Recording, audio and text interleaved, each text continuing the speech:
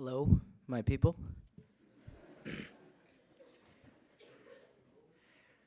For those of you who do not know me, my name is Mr. Moccia.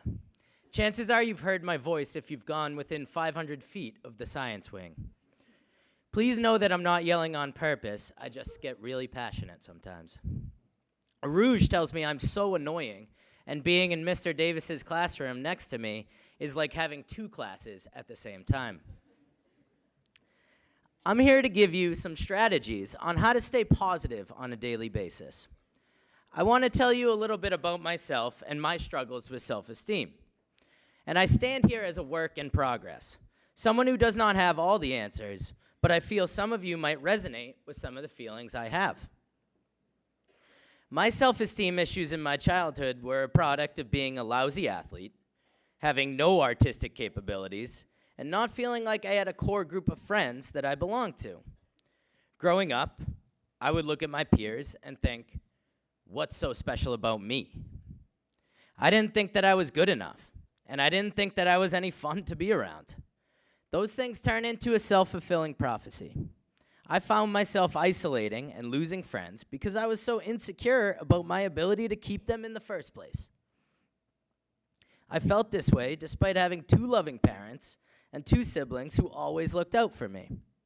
From an outsider's perspective, I had everything going for me to be happy. To be honest with you, I just didn't think I was good at anything. And I still struggle with this sometimes today.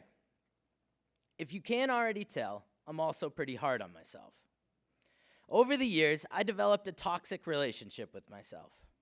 I'd be driving in the car and think of something trivial that I did years ago that I should be laughing about, and I'd make myself feel like a complete loser. For example, there was this time I managed to lock myself out of my own car in the middle of the street while it was running.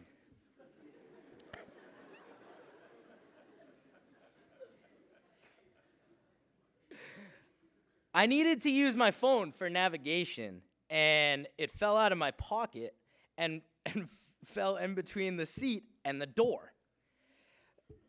Turns out, my keys fell out of my pocket as well, and in a moment of mindlessness, I got out of the car, locked it instinctively, and closed the door. Shockingly, at the time, my 2003 Ford Taurus didn't have the technology to prevent you from locking yourself out of the car. So there I was, with my car blocking a narrow Boxford street, locked out while the engine was running. It was truly an impressive feat, but instead of being able to laugh about it, I couldn't stop telling myself what an idiot I was. I refused to smile as my brother pulled up, got out of his car, and fell to the ground laughing. Instead of looking back on something silly like that and laughing, I chose to beat myself up about it, bullying myself into feeling anxious about it. The things I would say to myself, I can't actually share with you in chapel. And I wouldn't say them to my worst enemies. Why have I criticized myself so much throughout my life? The same reason as everyone else. I believed I needed the criticism in order to motivate myself to be better. Research shows the exact opposite. According to Kristen Neff, a psychology professor at the University of Texas, when we criticize ourselves, we tap into the body's threat defense system. The fight-or-flight response is activated, and our brains release cortisol, which is the body's main stress hormone. We become our own attackers, and the constant stress of being the attacker and the attacked leads to the body and the mind shutting down. The more you try and bully yourself into motivation, the more stressed you're going to be, and the higher the likelihood of falling into depression. I can't count the amount of times I've called myself a fat piece of crap to try and motivate myself to get to the gym. When I treat myself this way, all I end up doing is lying in bed and watching Netflix and feeling even worse about myself because I just beat myself into submission. So, what's the solution? Our bodies are programmed to respond to warmth and compassion. Positive self-talk and self-empathy will release oxytocin, the body's feel-good hormone. I know that I thrive when I don't feel like there are going to be harsh consequences when I fail. There's a reason why we don't scream at you when you fail a test. We're more likely to learn from our mistakes and grow when we feel supported to do so. Try treating yourself like you would treat your friends. I wouldn't read my friends the riot act after they make a small mistake. Why do I do it to myself? You're never going to be happy until you learn to love and take care of yourself first. That bully inside you wants to be seen and heard. Hear that bully out. Reassure it that whatever it's trying to protect you from is something that you have the courage to overcome. What gets me to the gym now? Telling myself that every little bit helps. Something is better than nothing, and patting myself on the back when I'm done. One of the most important things you can do is embrace your insecurities. You're never going to be someone else. Embrace your quirks, your faults, and what you view as shortcomings. Develop thick skin and be resilient. Some things are beyond your control, but try to improve upon the things that you can change. For example, since high school, I've gained 60 pounds. At one point, it was 70. Very little of that is muscle. I used to lie awake at night worrying about being obese for the rest of my life. Ruminating over your insecurities doesn't make them go away. Taking some action can. I'm going for a 10-mile run today. All right. But, yeah, yikes. Also, have the guts to laugh at yourself. I made an assignment up last year with a fake unit called the Moccia. And Jack from Met quipped, "How much is a Moccia, like 300 pounds? And that, my friends, is comedy. A comment like that would have devastated me years ago, but now I think it's hilarious. I'm never going to look like Mr. Skinner, but I'm all right with that. We should embrace our imperfections because it's the only thing that we all have in common. To be human is to be imperfect. It's okay to have flaws. There's 7.7 billion people that do as well. I used to look in the mirror, and I used to hate the person looking back at me. Sometimes I would avoid looking at myself at all, which explains some of my wardrobe choices. I chose the reading today because what you see in the mirror can be the foundation for your self-worth, or it can crush you. Treat the person in the mirror with compassion and kindness. I would have been afraid to share this with you a couple years ago, but stick it to stigma. I started going to therapy about 2 years ago to try and improve my relationship with myself. My therapist told me to look in the mirror and pick out things you like about your face. At some point today, I want you all to take a good look in the mirror. Take a minute or two and point out 3 things that you like about your appearance, rather than pointing out your flaws. It feels so much better when you support yourself than when you tear yourself down.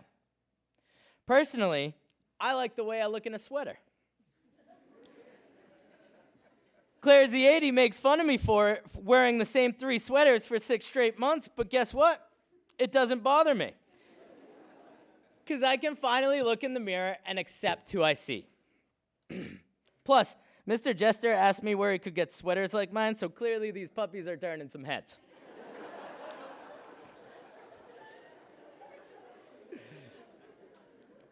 The answer is BJ's Wholesale Club.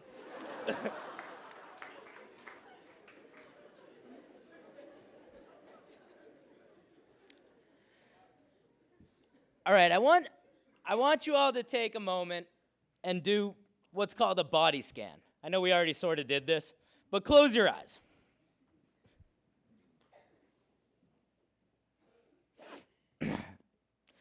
Think about a time that you were truly happy.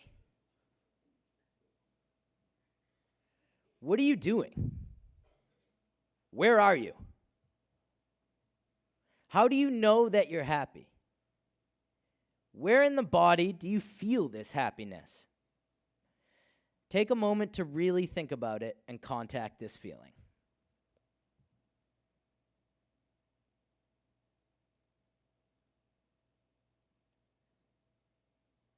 For me, I'm with my closest friends, sitting by a fire.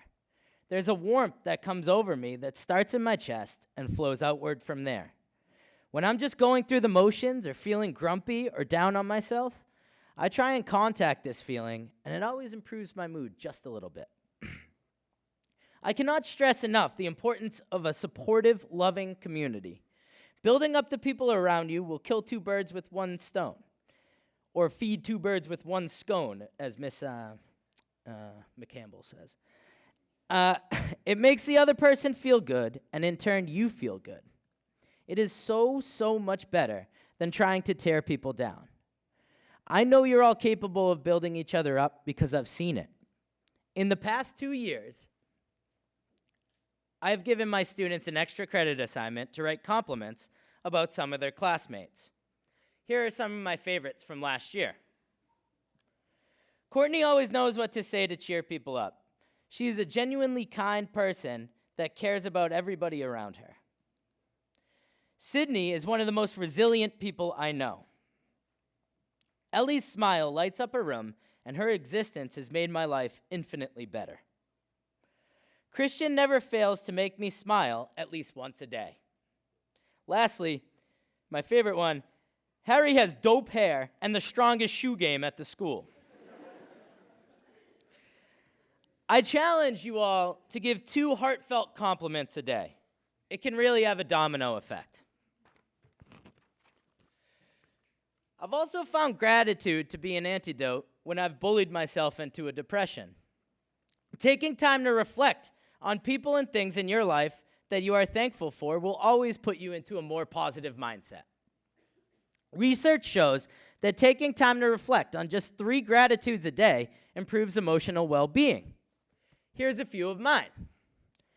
Number 1, I'm thankful for Miss Rooney. She's probably one of the best listeners I've ever met, and someone who understands me better than I even understand myself. I'm thankful for Brooks School, which has welcomed me with open arms and given me both food and shelter.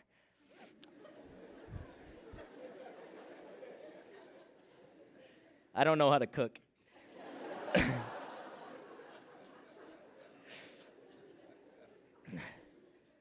I'm thankful for the Thorn dorm team, which always has my back if I need to switch. I'm thankful for my advisees, 7 fantastic young men who make my job a lot more enjoyable. I'm thankful for the Dobbinses, who threw me a baby shower when I was new here and I didn't really even know anyone. And I'm thankful for my beautiful, healthy baby girl. Lastly, I'm thankful that I get to do something I love every day. As I said before, I'm a work in progress. We all are. I'm a lot kinder to myself these days, and as a result, my overall well-being has improved immensely.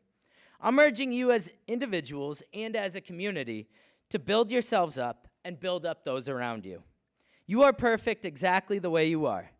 You don't need to change anything other than the thoughts that you're not good enough. Thank you.